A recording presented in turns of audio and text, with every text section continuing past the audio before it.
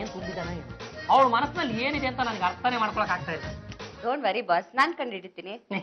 ಅದು ಹೇಗ ಜಾಜಿ ಅವರೇ, ಕೆಲವರು ತಮ್ಮ ಗಂಡಂದಿರ್ನ ಭಯದಲ್ಲಿ ಕಟ್ ಹಾಕ್ತಾರೆ, ಇನ್ ಕೆಲವರು ಸೌಂದರ್ಯದಲ್ಲಿ ಕಟ್ ಹಾಕ್ತಾರೆ.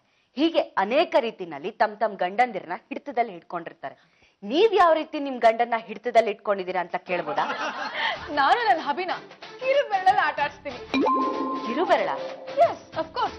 ನನ್ ಮೇಲೆ ಡೌಟ್ ಬಂದ್ರೆ ಯಾಕಂದ್ರೆ ನನ್ನ ಹಬಿನೇ ಕೇಳಿ. Just a minute. ಬಾಸ್, ಕೇಳಿಸ್ಕೊಂಡ್ರ ನಿಮ್ ಹೆಂಡತಿ ಹೇಳಿದ್ದು? ಕಣವ, ನನ್ನನ್ನ ಕಿರುಬೆರಳಲ್ಲಿ ಆಟ ಆಡಿಸ್ಬಿಡ್ತಾರಂತೆ. ಹೇಗಾದ್ರೂ ಮಾಡಿ ಇವ್ರನ್ನ ಮಟ್ಟ ಹಾಕ್ಬೇಕಲ್ಲ, ಏನ್ ಮಾಡೋದು? ಡೋಂಟ್ ವರಿ ಬಾಸ್, ಯಾರನ್ನ ಆಟ ಆಡಿಸ್ತಾರೆ ಅಂತ ನೀವೇ ನೋಡ್ತಾರೆ. ಅಲ್ಲ, ನಾನು ಅಮ್ಮವ್ರ ಗಂಡ, ಅವ್ರು ಹೇಳಿದ ತಾಳಕ್ ತಕ್ಕ ಹಾಗೆ ತಗದೈ ಅಂತ ಕುಣಿತೀನಿ ಅಂತ ನೀವು ಸ್ಟೇಟ್ಮೆಂಟ್ ಕೊಟ್ಟಿದ್ರಲ್ಲ, ಇದು ಗಂಡು ಕುಲಕ್ಕೆ ನೀವು ಮಾಡ್ತಾ ಇರೋ ಅವಮಾನ. ಅಣ್ಣಪ್ಪ ಕಾಳಪ್ಪ, ನನ್ನ ಪರಿಸ್ಥಿತಿನೂ ದಯವಿಟ್ಟು ಅರ್ಥ ಮಾಡ್ಕೊಳ್ರಪ್ಪ. ಅಂತದ್ದೇನೇ ಆಗಿರೋದು ನಿನಗೆ? ನನ್ನ ಹೆಂಡತಿ ನನ್ನ ಬೆಡ್ರೂಮ್ ಒಳಗಡೆನೆ ಸೇರ್ಸಲ್ಲ ಸರ್. ಗಂಡನ್ ಸೇರಿಸ್ ಹಿಂಗ್ಯಾರು ಸೇರ್ತಾಳಂತೆ. ನೋಡಿ ಸರ್, ಈ ಅಮಾವಾಸ್ಯೆ ಕಳೆದು 15 ದಿನ ಆದ್ಮೇಲೆ ಹುಣ್ಣಿಮೆ ಬರುತ್ತೆ. ಆದ್ರೆ ನನ್ನ ಜೀವನದಲ್ಲಿ ಅಮಾವಾಸ್ಯೆ ಕಳೆದ ಮಾರನೇ ದಿನನೇ ಹುಣ್ಣಿಮೆ ಬಂದ್ಬಿಡ್ತು ಸರ್. ಒಂದು ದಿನ ನನ್ನ ಹೆಂಡತಿ ಫೋನ್ ಮಾಡಿ ದಯವಿಟ್ಟು ಬೆಡ್ರೂಮಿಗೆ ಬನ್ನಿ ಅಂತ ಕೇಳ್ಕೊಂಡ್ರೆ ಸರ್. ಅಯ್ಯೋ, ಇವಳು ಕರ್ದಲ್ಲ ಅಂತ ನಾನು ಓಡೋಡೋಗಿ ಚಿಲ್ಕ ಹಾಕೊಂಡ್ಬಿಟ್ಟೆ. ಆಮೇಲೆ ಚಾಬುಟಿ ತಗೊಂಡು ಬೆನ್ನ ಮೇಲೆ ಬಾಸುಂಡೆ ಬರಂಗ್ ಹೊಡೆದಾಕ್ಬಿಟ್ಟು ಸರ್. ಸ್ವಲ್ಪ ತೋರ್ಸು.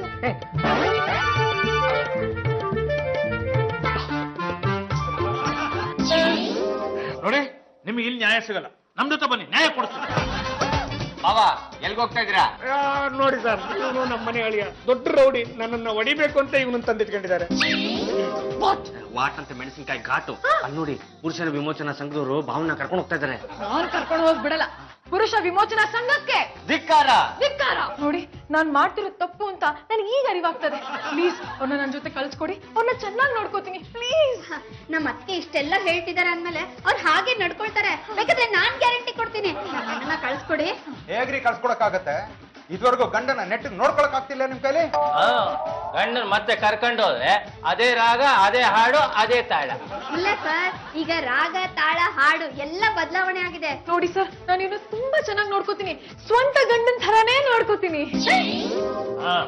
ಆಯ್ತು, ಆದ್ರೆ ಒಂದು ಕಂಡೀಷನ್ ಮೇಲೆ. ನೀವು ನಿಮ್ ಗಂಡನ ಹೇಗ್ ನೋಡ್ಕೊಳ್ತೀರಾ ಅಂತ ವಾಚ್ ಮಾಡೋದಕ್ಕೆ ನಮ್ಮಲ್ಲಿ ಒಂದು ವಾಚ್ ಡಾಗ್ ಕಮಿಟಿ ಇದೆ. ನಾಯಿ ಕಮಿಟಿನು ಸರ್? ಹೌದು ರೀ.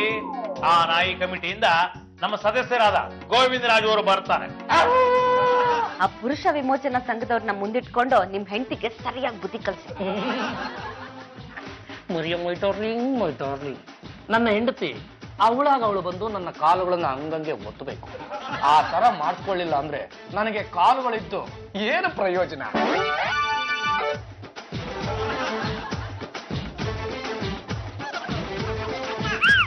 ಹವ್ಯ ಮತ್ತೆ ಮರಿಯಾ ಸೇರ್ಕೊಂಡು ಆ ಪುರುಷ ವಿಮೋಚನಾ ಸಂಘದವ್ರನ್ನ ಮುಂದೆ ಇಟ್ಕೊಂಡು ಮಾಡಿರೋ ಪ್ಲಾನ್ ಇದು. ಸರಿಯಾಗಿ ಬುದ್ಧಿ ಕಲಿಸ್ತೀನಿ. ನೋಡಿ, ನಿಮ್ ಯಜಮಾನ್ರು ನಿಮ್ ಬಗ್ಗೆ ಏನೇನೋ ಮಾತಾಡ್ತಾರೆ. ಇಲ್ವಲ್ಲ, ನನ್ ಗಂಡನ್ಗೆ ಅಷ್ಟ್ ಪರ್ಮಿಷನ್ ಕೊಟ್ಟಿಲ್ವಲ್ಲ. ಅವ್ರ ಏನೇ ಮಾತಾಡ್ಬೇಕಾದ್ರು ನನ್ ಪರ್ಮಿಷನ್ ಕೇಳ್ಬಿಟ್ಟೆ ಮಾತಾಡೋದು. ನೋನು ಪ್ರತಿಮಾ ಅವರೇ, ನಿಮ್ಗೆ ಗೊತ್ತಿರೋದು ಇಷ್ಟೇ. ಆಕ್ಚುಲಿ ಪುರುಷ ವಿಮೋಚನಾ ಸಂಘದಲ್ಲಿ ನಿಮ್ ಯಜಮಾನ್ರು ಹೇಗೆಲ್ಲ ಕೂಗಾಡ್ದಾರ ಗೊತ್ತಾ?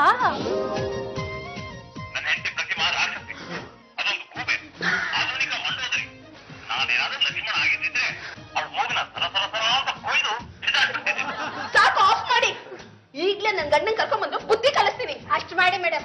ಇದೆಲ್ಲ ಯಾವಾಗ ರೆಕಾರ್ಡ್ ಮಾಡಿದೆ? ಮೊನ್ನೆ ನೀವು ರೊಚ್ಚಿಗೆದ್ದು ಆಂಟಿ ಬಗ್ಗೆ ಮಾತಾಡ್ತಾ ಇದ್ರಲ್ಲ, ಆಗ ರೆಕಾರ್ಡ್ ಮಾಡ್ಕೊಂಡ್ಬಿಟ್ಟೆ. ಇದನ್ನ ತಗೊಂಡೋಗಿ ನಮ್ಮ ಮಹಿಳಾ ಸಂಘದಲ್ಲಿ ಪ್ಲೇ ಮಾಡಿದ್ರೆ ನಿಮ್ಮ ಪುರುಷ ವಿಮೋಚನಾ ಸಂಘ ಹಾಗೆ ನಿರ್ನಾಮ ಆಗುತ್ತೆ. ಕೊಡ್ಲಾ? ದಯವಿಟ್ಟು ಹಾಗೆ ಮಾತ್ರ ಮಾಡ್ಬೇಡಿ. ಹಾಗಾದ್ರೆ ಗಂಡಸ್ರೆಲ್ಲ ಅಮ್ಮವರ ಗಂಡಂದ್ರು ಅಂತ ಒಂದು ಸ್ಟೇಟ್ಮೆಂಟ್ ಕೊಡಿ. ನಾನು ಕೊಡ್ಲಿಲ್ಲ ಅಂದ್ರೆ ನಾನ್ ಸುಮ್ನೆ ಇರಲ್ಲ. ಗಂಡಸ್ರಲ್ಲ ಅಮ್ಮ ಅವ್ರ ಗಂಡಂದ್ರು. ಮುಂದೆ ಎಲ್ಲಾ ಗಂಡಂದ್ರು ಹೆಂಡತಿರು ಹೇಳ್ದ ಹಾಗೆ ಕೇಳ್ಬೇಕು. ಮುಂದೆ ಹಾಗೆ ಕೇಳಿದವರು ಗಂಡನ ಮೇಲೆ ಮಹಿಳಾ ಸಂಘದವರು ಯಾವುದೇ ರೀತಿ ಬೇಕಾದ ಆಕ್ಷನ್ ತಗೊಳ್ಬಹುದು. ಸಾಕ್ ಬನ್ರಿ, ನಿಮ್ಗೆ ಅಲ್ಲಿ ಓದಿದೆ. ಜಾತಿ ಸಂಬಂಧಿಸಿದೀವ್ರ ಒಳ್ಳೆ ಕೆಲಸ ಮಾಡ್ಬೇಕಂದ್ರೆ. ಅಲ್ಲ, ಬೆಳ್ಳಗಿರೋದ್ನೆಲ್ಲ ಹಾಲು ಅಂತ ನಂಬಂತ ಮುಗ್ಧ ನಾನು. ನನ್ನ ತಲೆಗೆ ಹುಳ ಬಿಟ್ಬಿಟ್ಟು ಅಯ್ಯಪ್ಪ ನನ್ನನ್ನ ಬ್ರೇನ್ ವಾಶ್ ಮಾಡ್ಬಿಟ್ಟಿದ್ದಲ್ಲ. ಅವನಿಗೆ ಶಿಕ್ಷೆ ಕೊಟ್ಟು ಒಳ್ಳೆ ಕೆಲಸ ಮಾಡಿದ್ರೆ. ಹಬಿ, ಈಗ ನಿಮ್ ಪ್ರೆಸಿಡೆಂಟ್ಗೆ ಬುದ್ಧಿ ಕಲ್ಸಿದೀನಿ. ನೆಕ್ಸ್ಟ್ ಬುದ್ಧಿ ಕಲ್ಸಿ ಬೆಂಡೆತ್ತೋ ಪ್ರೋಗ್ರಾಮು ನಿಮ್ಗೇನೆ.